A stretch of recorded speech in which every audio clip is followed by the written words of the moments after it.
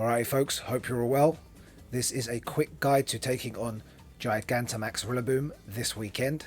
Some folks have had access to it already, but I suspect the majority of players will have access to it this weekend, running Saturday, May 31st at 6 AM and running through Sunday all the way to 9 PM local time. The recommendation of players I've put as 20 to 40 there, obviously 40 being the maximum amount of players.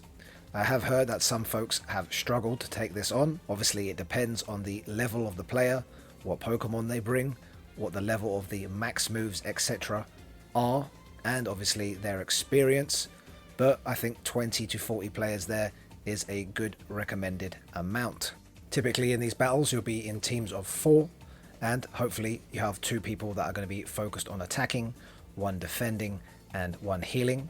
So if you're able to communicate with your teammates and assign different roles, that is good, and hopefully everyone's leveled up their Pokemon to level 40 and their max moves to level 3.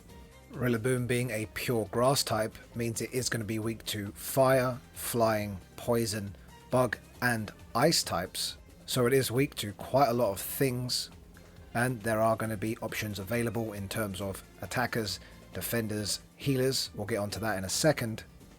Fast attack wise it's going to bring Scratch or Razor Leaf. Charge move wise it's going to bring Energy Ball, Grass Knot or Earth Power. Earth Power there highlighted because that is going to be quite a hard hitting move, and obviously depending on the players, the level of their Pokemon etc.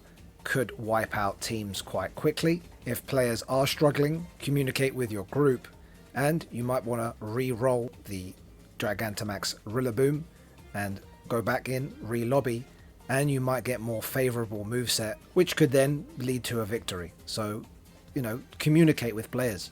If you guys are struggling, then potentially you could just come out, go back in again, and Gigantamax Rillaboom could have a different moveset. But let's talk attackers, starting off with Gigantamax Charizard with the fast move Fire Spin, or if you're able to use an Elite TM to acquire Dragon Breath, that's going to give it a 0.5 second fast move, and that is good because as an attacker you want to be focused on getting up that meter as fast as possible and getting to the Dynamax or Gigantamax stage so you can throw out those level 3 max attack moves.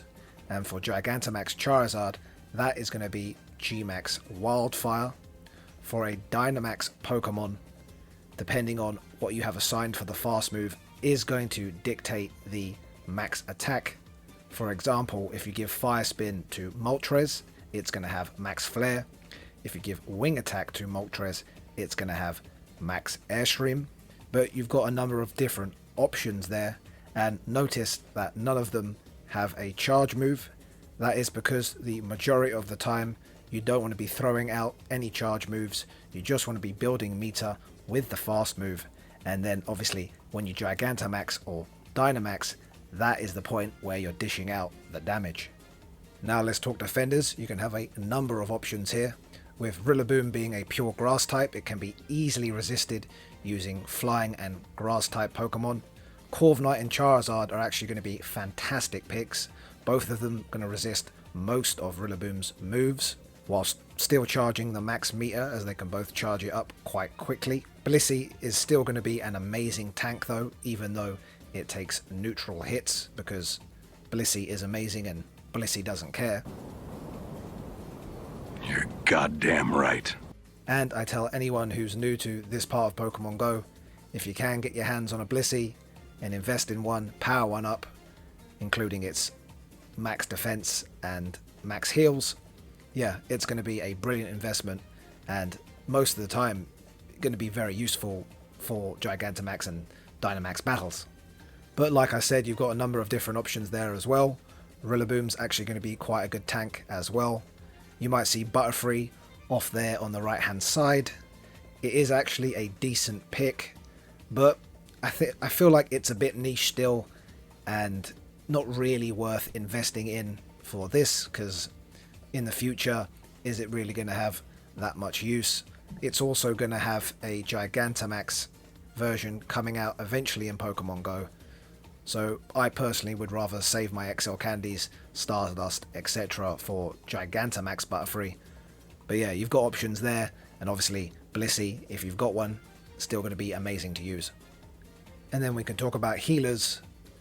Healers typically can also be used as defenders, and lo and behold, look what we have, Blissey again, because Blissey is an amazing healer.